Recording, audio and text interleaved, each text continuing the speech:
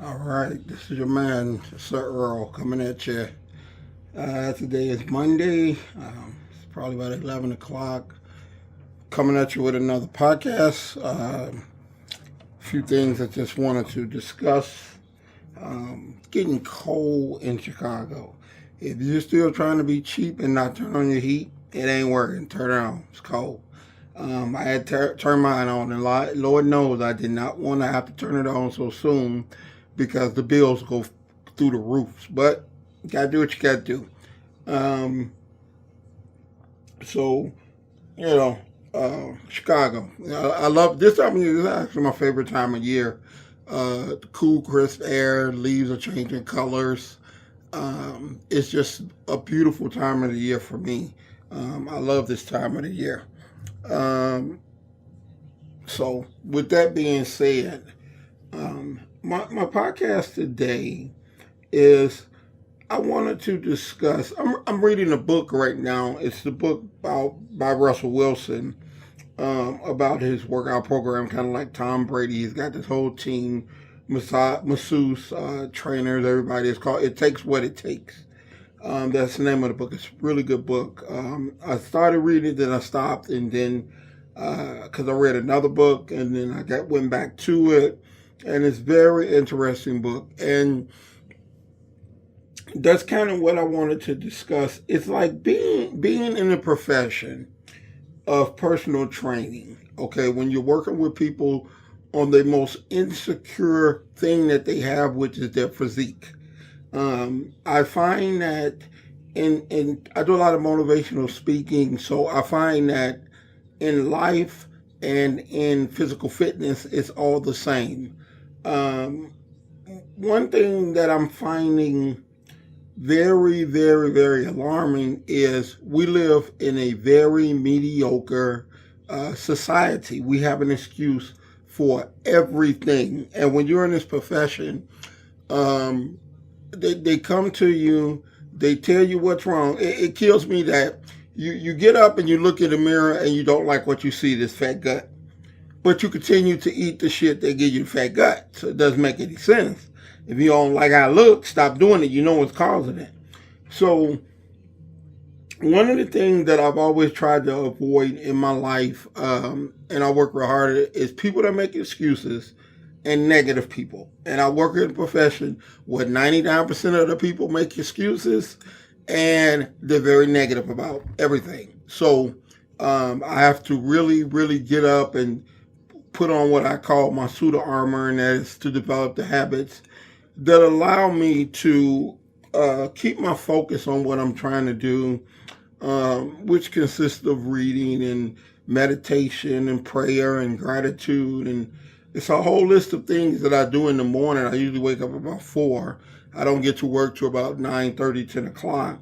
So those first 3 or 4 hours is spent building and putting on my armor for the day, because you're going to run into so many excuses and so much negativity that you better be prepared, or else it will take the best of you.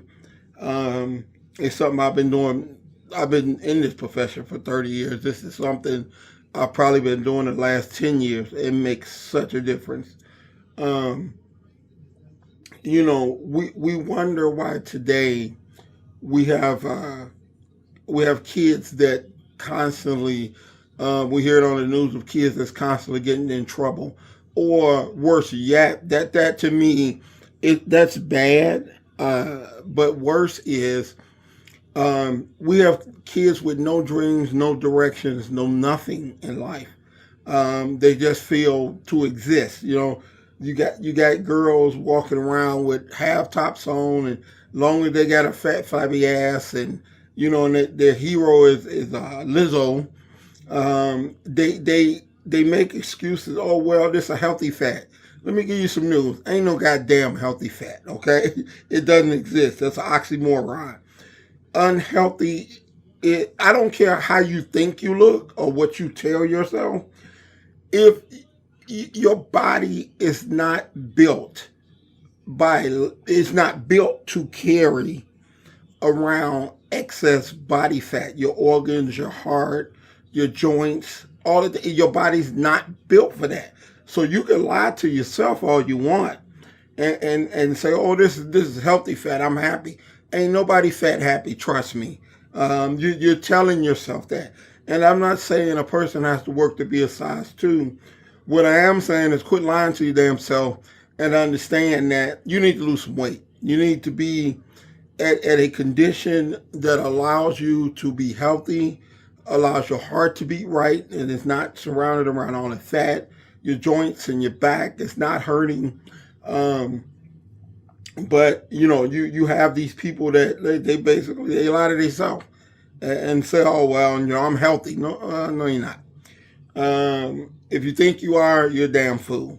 And that goes with, to me, with the book that I said I'm reading. It takes what it takes. Okay. If people come up to you and like they do to me all the time, and they ask, well, how can I open a business, or how can I get into bodybuilding, or how can I do anything? And you give them these steps that they have to follow. 1 through, let's say 1 through 10. Okay, if you do this, this, and this, and this, it gives you a good chance of achieving that. Well, they don't want to follow the 10 steps. They'll give you 5 or 6. And the bottom line is, to be a success at anything that you do, it doesn't have to be personal training, it doesn't have to be bodybuilding, it doesn't have to be entrepreneurship. In anything that you do, there's a series of steps that must be taken to achieve that. It can't ask for 10 and you negotiate and say, well, I'm going to give it 5, and still expect to get the same results that the people that follow every step that they should be doing get. I've been in this profession and working in the gym business going on 30 years. And I started vacuuming and cleaning floors, and then I went in retail, and then I started selling memberships, and then I quit that and went into personal. Now, all this, mind you, I was probably making $900 to $1,000 as a week as a trainer, as an auto mechanic. And I gave all it up because I loved and I knew I wanted to get into the fitness business. So I went from $1,000 a week to my first job in this business. I believe I was making $150. That didn't sit too well with the ex-wife. That's why she's the ex right now. You have to sacrifice in order to get something that you say you want in life.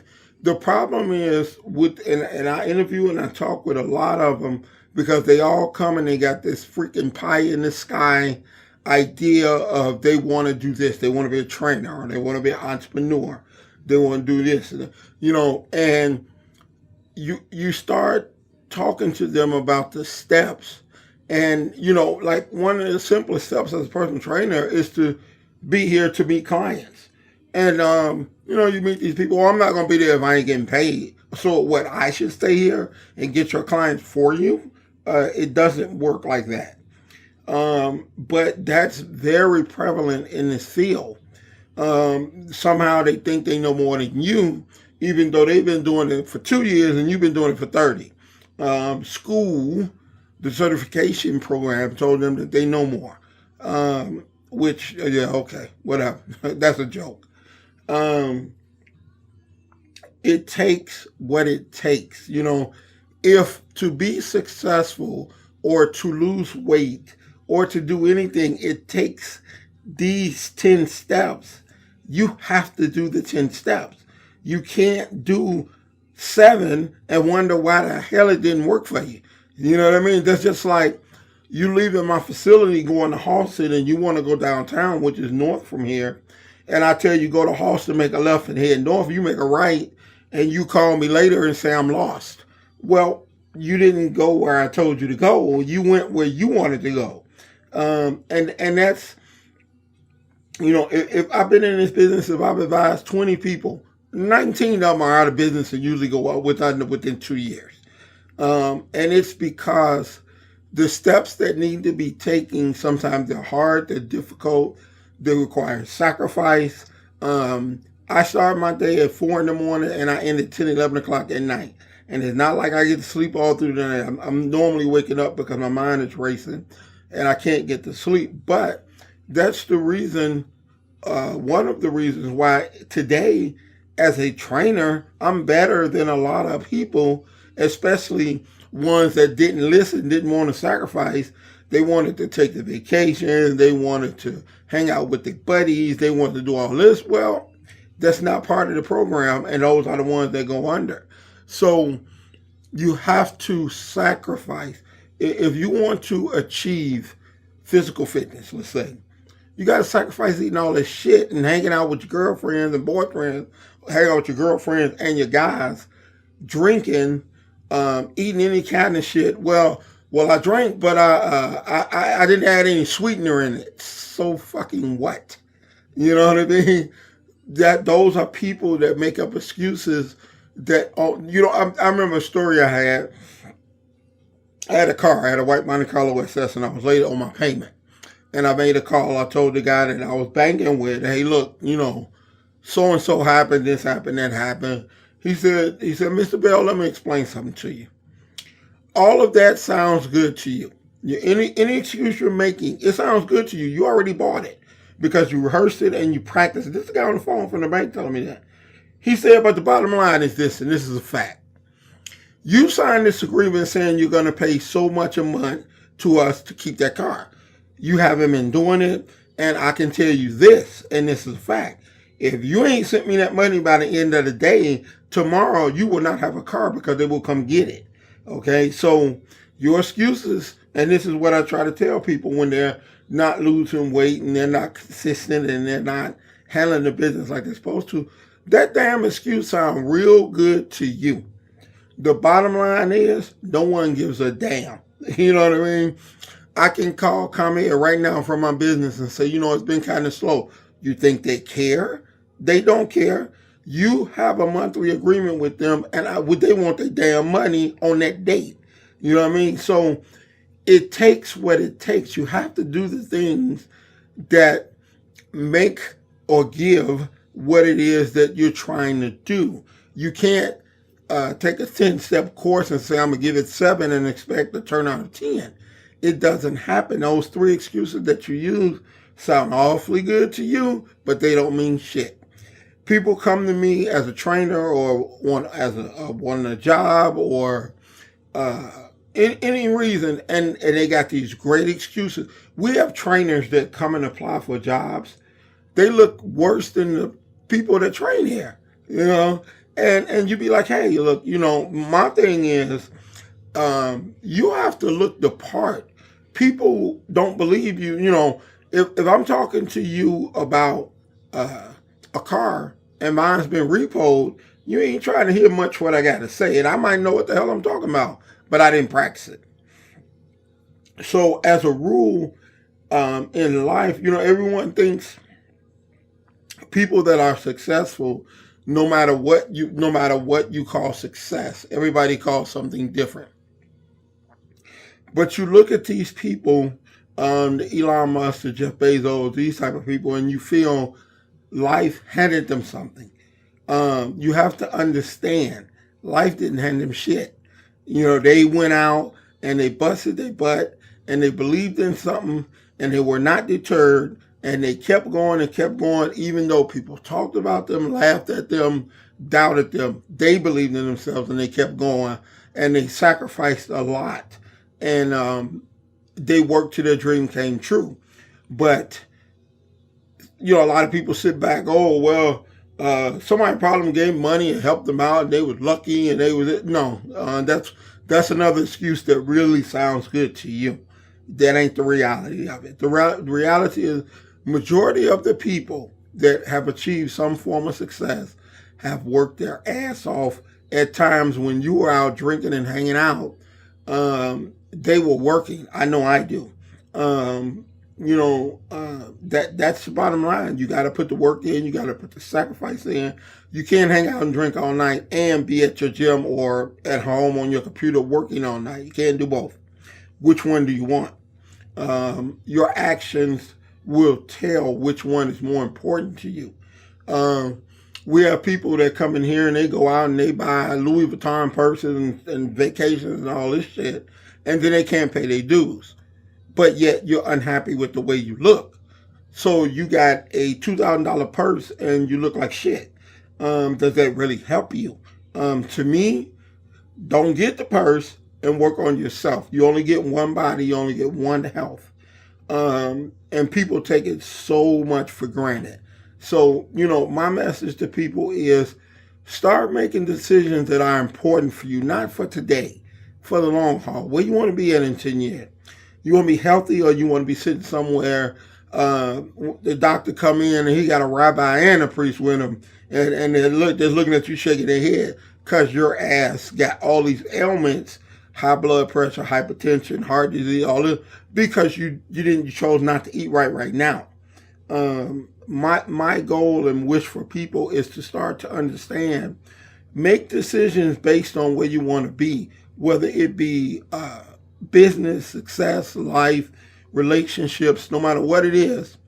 You have to sacrifice, you have to visualize, and you have to work towards it. Nothing is going to ever be given to you, nothing. And if you're not ready and willing to work for it, you're never going to get it. So there are no lucky stars. You ain't a fucking leprechaun. You're not green. We don't get lucky breaks. We got to work for our breaks, okay? So in knowing that, don't do like half of the dickheads that's going to do this and go out and do what the hell they want to do. So until next time, your man, Sir-Earl, check it out. Somebody called him. Peace.